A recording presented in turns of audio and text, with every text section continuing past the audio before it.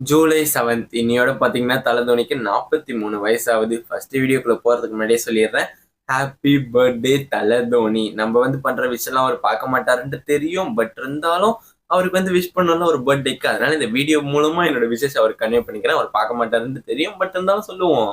42 வயசுல போன ஐபிஎல் விளையாடினாரு. இப்போ 43 வயசுல 2025ல நடக்க போற ஐபிஎல் தோனி விளையாடுவாரா ஆர்எல்ஸ் அந்த ஐபிஎலுக்கு முன்னாடியே எல்லா ஃபார்ம் ஆஃப் கிரிக்கெட்ல இருந்தும் ரிட்டையர் ஆயிடுவாரா? அண்ட் தோனி அடுத்த ஐபிஎல் விளையாடினா சிஎஸ்கே டீமோட ரிட்டன்ஷன் லிஸ்ட் எப்படி இருக்கும்? ஆர்எல்ஸ் தோனி அடுத்த ஐபிஎல் விளையாடலனா சிஎஸ்கே டீமோட ரிட்டன்ஷன் லிஸ்ட் எப்படி இருக்கும்ன்றது தான் இந்த ஒரு வீடியோல பார்க்க போறோம். வீடியோக்குள்ள போறதுக்கு முன்னாடி வீடியோக்கு லைக் பண்ணலாம், லைக் பண்றேங்க. அண்ட் இதான் நீங்க ஃபர்ஸ்ட் டைம் நம்ம வீடியோ பாக்குறீங்கன்னா சேனலுக்கு மறக்காம சப்ஸ்கிரைப் பண்றேங்க. வாங்க வீடியோக்குள்ள போலாம். முதல்ல ஆரம்பிக்கிறத நல்ல விஷயத்தோடய ஆரம்பிக்கிறேன். 2024 ஐபிஎல் அப்ப நிறைய பேர் நோட் பண்ணியிருந்திருப்பீங்க, தோனி ரன்னிங் பிட்வீன் த விக்கெட்ஸ்ல ஓடும் போதெல்லாம் பாத்தீங்கன்னா ரொம்ப ஒரு ஸ்ட்ரகிள் பண்ணிருப்பாரு. ஃபார் எக்ஸாம்பிள் அந்த டேரல் மிச்சல் சிங்கிள் கூப்பிடுவாரு, அப்பெல்லாம் ஓடாம அப்படியே நின்றுட்டு இருப்பாரு உள்ளே. தோனி நிறைய சமயத்துல ஓடும் போது ரொம்பவே ஸ்ட்ரகிள் பண்ணிருப்பாரு. அதுக்கான ரீசன் என்னன்னு பாத்தீங்கன்னா, தோனிக்கு காலில் ஒரு மசில் டியர் இருந்திருக்கும். அதனாலதான் அவரால் ஓட முடியல. அண்ட் ஆல்சோ விக்கெட் கீப்பிங் பண்றப்பயும் நிறைய கொஞ்சம் ஸ்ட்ரகிள்ஸ் எல்லாம் இருந்துச்சு.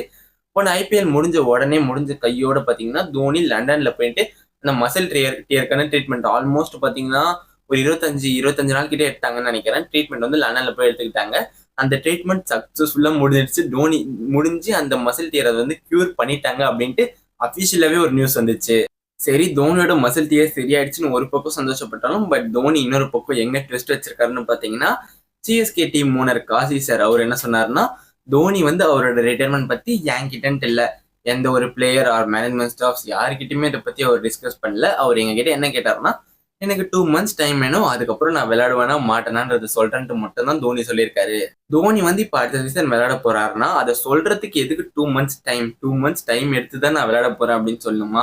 அப்பயே அவர் சொல்லியிருக்கலாமே நான் விளையாடுவேன் அடுத்த சீசன் அப்படின்ட்டு. அண்ட் ஆல்சோ அவர் பாத்தீங்கன்னா 2024 நடந்த ஐபிஎல்லே கேப்டன்சி பதவியில இருந்து விலகி கேப்டன்சியை ருத்ராஜ் கெய்க்வாட் கிட்ட கொடுத்தாரு.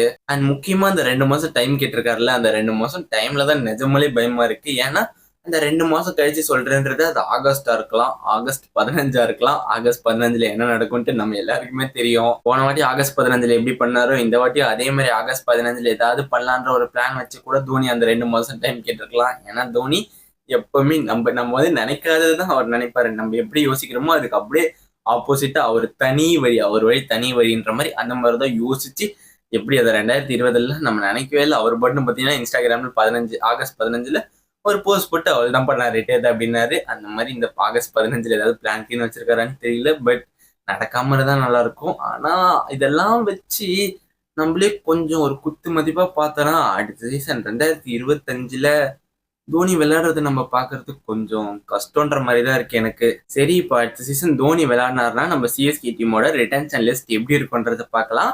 இந்த ரிட்டன்ஷன் பாத்தீங்கன்னா நான் 3+1 ஃபார்மேட்ல எடுத்திருக்கேன். அதாவது 3 பிளேயரை ரேடியன் பண்ணலாம் அண்ட் ஒரு பிளேயருக்கு டைம் கார்டு யூஸ் பண்ணிக்கலாம்ல, அந்த ஃபார்மேட்ல தான் எடுத்திருக்கேன். இஃப் சப்போஸ் தோனி விளையாடினாருன்னா கண்டிப்பா பாத்தீங்கன்னா தோனியை ரிட்டைன் பண்ணிருவாங்க. And captain Ruturaj Gaikwad, Dhoni and Gaikwad 2 பேருமே கண்டிப்பா சிஎஸ்கே டீம் ரிட்டைன் பண்றோம். அண்ட் அந்த தேர்ட் ரிட்டன்ஷன் ஸ்பாட், அந்த ஸ்பாட்ல எந்த ஒரு பிளேயரை ரிட்டைன் பண்ணலான்னு பாத்தீங்கன்னா 3 பேர் அந்த ஸ்பாட்டுக்கு கொஞ்சம் போட்டி போறதுக்கான வாய்ப்பு இருக்கு. யார் யாருன்னா பாத்தீங்கன்னா, ஃபர்ஸ்ட் பத்தி ராணா, நம்மளோட ஒரு பிரைமரி மோஸ்ட் இம்பார்ட்டன்ட் பவுலரா ஒரு 2 வருஷமா இருந்துட்டு வர்றாரு பத்தி ராணா. அண்ட் ஜடேஜா சொல்லி ஆகணும். ஆரம்ப காலத்துல இருந்தே கடந்த ஒரு 10 வருஷமா சிஎஸ்கே டீமோட மெயின் ஒரு தூணாவே விளங்கிட்டு வர்றாரு. அண்ட் பாத்தீங்கன்னா சிவம் டூபே இப்போ 2 வருஷமா நல்லா பண்ணிட்டு வர்றாரு.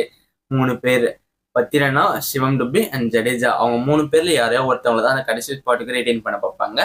மோஸ்ட் ப்ராபப்ளி யார் ரெடைன் பண்ணுவாங்கன்னு பாத்தீங்கன்னா எனக்கு தெரிஞ்சு பத்திரனா தான் ரெடைன் பண்ணுவாங்க தேர்ட் ஸ்பாட்ல. ஏன்னு பாத்தீங்கன்னா அவர் இல்லாம நம்மளோட பவுலிங் நினைப்பை நினைச்சே பார்க்க முடியலங்க. அவர் இல்லைன்னா நம்ம பவுலிங் நினைப்பு ரொம்ப ரொம்ப ஒரு மோசமா இருக்கு. பவுலிங் நினைப்பு தாங்கி கூட்டு போறாரு. அவர் போடுற அந்த 4 ஓவரை வச்சுதான் நம்ம வின் பண்றோமா தோக்குறோமான்றதே இருக்கு. அதனால அவர் இன்டர்நேஷனல் ஒழுங்கா பண்ணல, அதெல்லாம் ஓகே. பட் சிஎஸ்கேக்காக ரொம்ப ரொம்ப எக்ஸ்ட்ராடனரியா பண்ணியிருக்காரு. அந்த டெத் ஓவர்ஸ்ல டெலிவர் பண்றாரு. அந்த மாதிரி ஆக்கர்ஸ் அவர் மிஸ் பண்ண நினைக்க மாட்டாங்க சிஎஸ்கே டீம். கண்டிப்பா மோஸ்ட் ப்ராபப்ளி அவர் ரேடியன் பண்றாங்க. அண்ட் ஓகே, இப்போ இந்த ஆர்டிஎம் கார்டு, ஜடேஜா சிவம் டுபே 2 பேர்ல யாருக்கு அந்த ஆர்டிஎம் கார்டு யூஸ் பண்ணுவாங்கன்னு பாத்தீங்கன்னா சிவம் டுபே. ஓகே, கொஞ்சம் ஐபிஎல் நல்லா பண்ணாரு பாஸ்ட் 2 இயர்ஸா. அண்ட் கடைசி ஐபிஎல்ல கொஞ்சம் ஃபார்ம்ல இல்லாம இருந்தாரு. இப்ப இந்தியன் டீம்ல அந்த ஃபைனல்ல ஒரு முக்கியமான நாக்ல ஆடினாரு. ஒரு 25+ அடிச்சாரு. 160 ஸ்ட்ரைக் ரேட்ல நல்ல ஒரு ஹிட்டிங் எபிலிட்டி இருக்க பிளேயரு. அண்ட் கொஞ்சம் யங்ஸ்டர், ஜடேஜாவோட வயசு கம்மியான பிளேயரு. இப்ப ஜடேஜாக்கு பாத்தீங்கன்னா ஃபார்ம்ல இல்ல, சுத்தமா ஃபார்ம்ல இல்ல. வேர்ல்டு கப் அண்ட் ஐபிஎல்லையும் பாத்தீங்கன்னா அந்த அளவுக்கு ஒன்றும் பெருசா ஃபார்ம்ல இல்ல இப்ப. But Jadeja 3 dimensional பிளேயருங்க.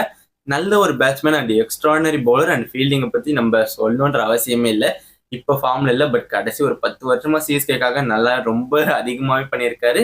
அண்ட் சம ஒரு பிளேயர். மோஸ்ட் ப்ராபப்ளி பாத்தீங்கன்னா ஜடேஜாவை ஆக்ஷன்லாம் விடணும்னு ட்ரை பண்ண மாட்டாங்க. ஆர்டிஎம் கார்டு யூஸ் பண்ணி ஜடேஜாவை எடுக்க தான் பார்ப்பாங்க. எடுத்துட்டு சிவம் டுபேவை வேணா ஆக்ஷன்ல விட்டுட்டு ட்ரை பண்ணி ஆக்ஷன்ல விட்டுட்டு ஆக்ஷன்ல இருந்து சிவம் டுபேவை பிக் பண்ண ட்ரை பண்ணுவாங்க. இந்த மாதிரி ரிட்டன்ஷன் நடந்தா துபே மட்டும் இல்ல, மத்த எல்லா பிளேயர்ஸுமே தான் நம்ம ரிலீஸ் பண்ணோம். அந்த ரிலீஸ்ல நம்ம மெயின் பிளேயர்ஸ் பாத்தீங்கன்னா ஒரு தீபக் சஹர், டெவான் கான்வே, இந்த மாதிரி மெயின் பிளேயர்ஸ் எல்லாருமே ரிலீஸ் ஆகிற மாதிரி தான் இருக்கும்.